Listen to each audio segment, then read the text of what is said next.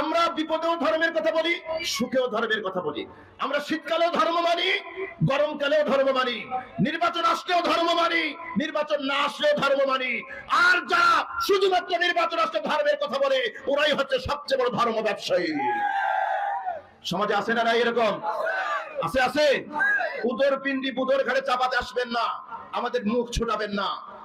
আপনি বাংলাদেশের নাগরিক, আমরাও বাংলাদেশের নাগরিক, ঠিক কিনা বলেন?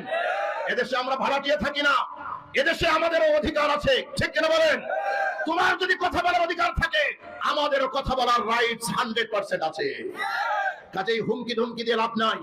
আমরা বাস্তব স্পষ্ট দিতে চাই, এই 92% মুসলমানের দেশে তোমরা যদি আব্রাহাম লিঙ্কন মেকিয়াভেলির আদর্শের রাজনীতি করতে পারো, আমরাও আখেরি জামানার পয়গম্বর মুহাম্মদুর রাসূলুল্লাহর আদর্শের রাজনীতি করার অধিকার আমাদের আছে, আমাদের আছে, আমাদের আছে।